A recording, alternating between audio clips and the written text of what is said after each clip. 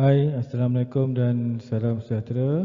Bertemu lagi kita dalam kelas Reka Bentuk dan Teknologi Tingkatan 1 bersama Cikgu Syahrul Nizam.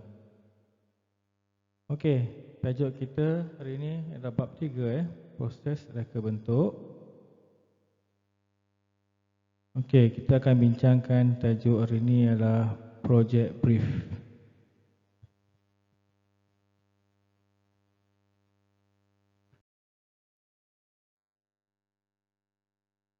Definisi project brief.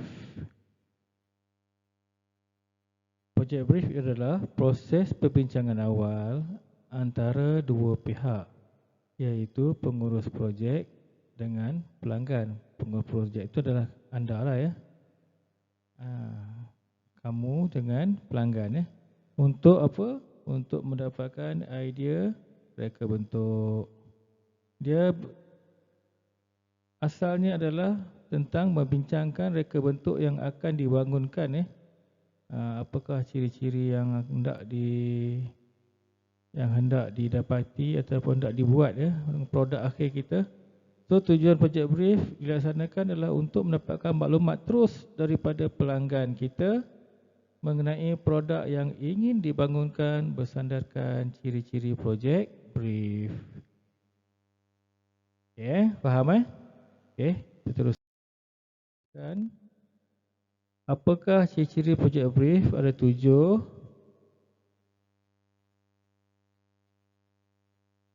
Pertama, tajuk projek.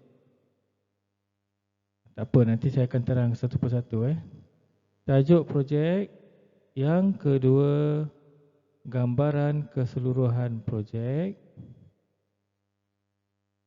Yang ketiga, kriteria projek. Keempat, perancangan pengurusan projek. Kelima, analisis kajian. Keenam, lakaran idea. Dan yang terakhir sekali adalah mockup atau model.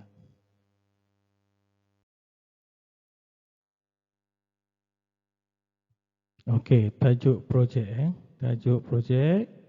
Tajuk projek mestilah spesifik, iaitu tepat Mestilah tepat ataupun khusus kepada produk yang akan dihasilkan, dan tajuk akan beri gambaran bentuk dan fungsi projek yang akan dihasilkan. Begitu tajuk je kita tahu dah apa benda dia Okey, contohnya yang pertama ini,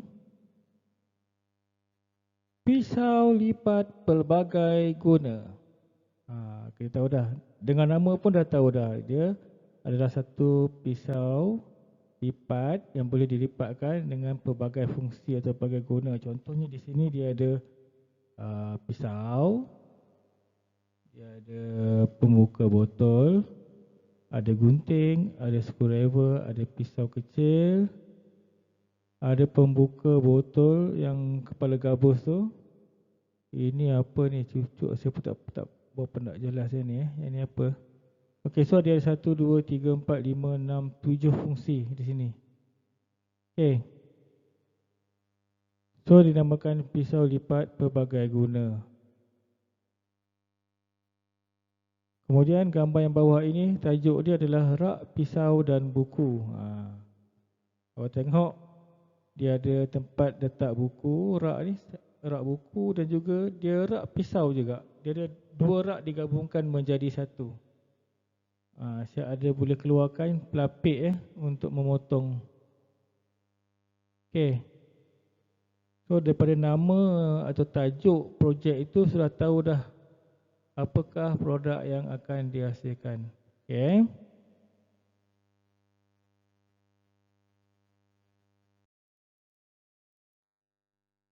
Ciri yang kedua adalah gambaran keseluruhan projek. So pengurusan projek, gambaran awal produk yang akan dihasilkan. Gambaran ini boleh tunjukkan dalam bentuk foto, lakaran atau video dan juga dan lain.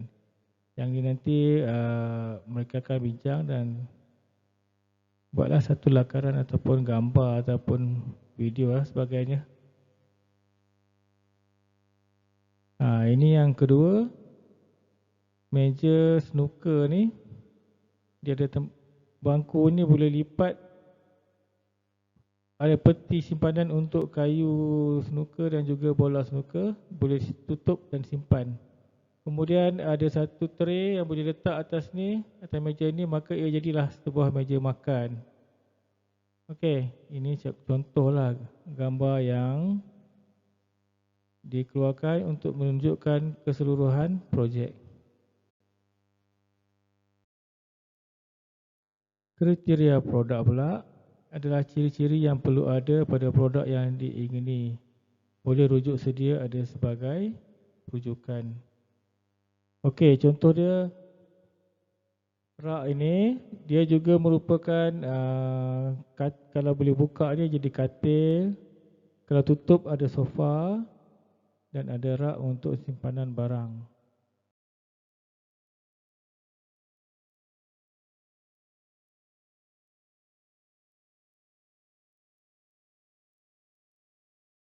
Okey, perancangan dalam pengurusan projek mesti ada rancangan, itu menentukan skop kerja, kos pengeluaran, masa, jadual kerja, kaedah pembinaan, pembagian tugas dan lain-lain. Yang ini kita sudah bincang dalam pengurusan projek. Betul tak? So dalam pengurusan projek ni kita ada semua benda perancangan ini. Ini yang akan kita bincangkan bersama pelanggan kita. So hasilkan kertas kerja lengkap berkenaan dengan projek yang akan dihasilkan. So ada kertas kerja lah supaya senang nak rujuk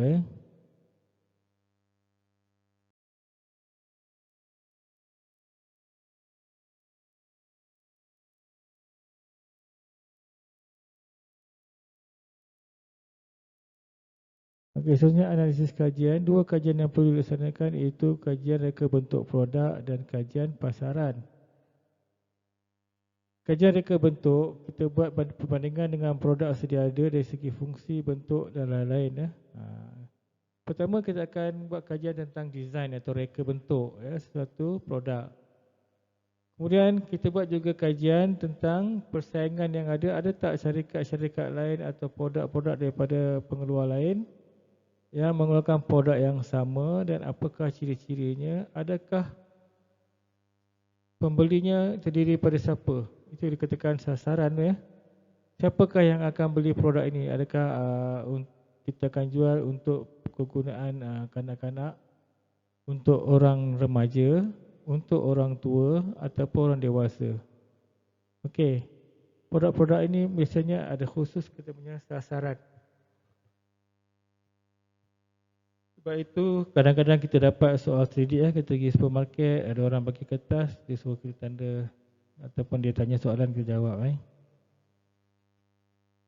Okey, ini sebagai contoh ada 7 produk dan perbandingan dari segi berat, saiz atau berat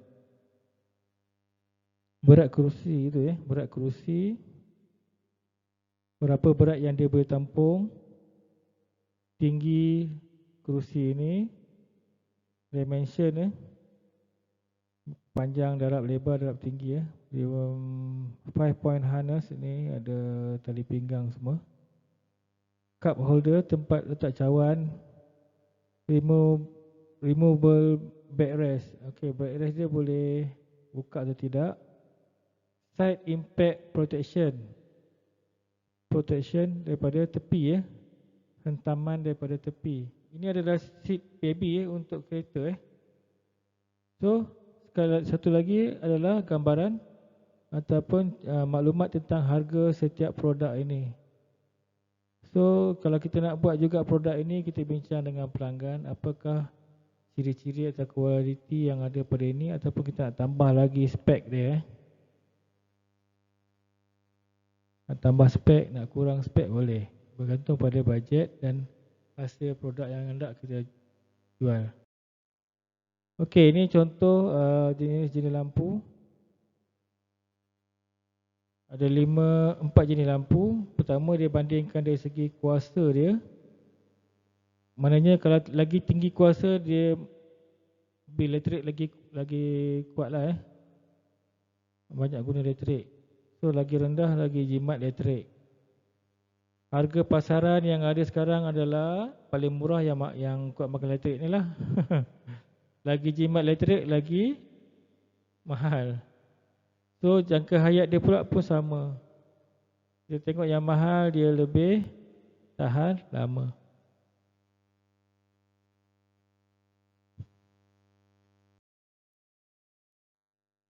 Seterusnya lakaran idea. Lakaran idea dalam bentuk visual untuk menarik minat pelanggan dan memenuhi kehendak mereka. Visual ni adalah maksudnya boleh dilihat ya. Okey, contoh sini ini adalah lakaran menggunakan komputer. Pelan lantai sesebuah rumah, mereka sudah siap gambarkan di manakah kedudukan katil, di manakah kedudukan ini tandas, dapur dan sebagainya ya.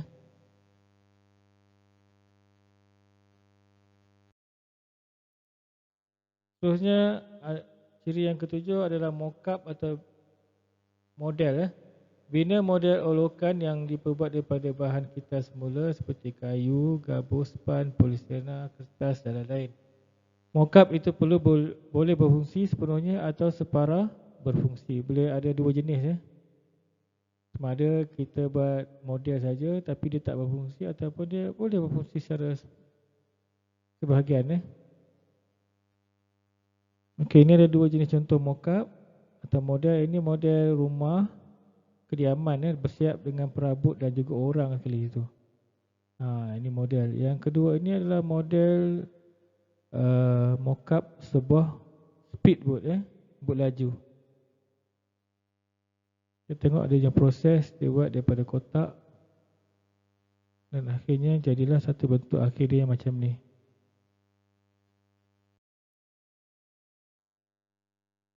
Okey, sekian saja pelajaran kita hari ini. Kita akan sambung lagi dengan tajuk yang seterusnya. Okey, Assalamualaikum warahmatullahi wabarakatuh dan salam sejahtera. Bye.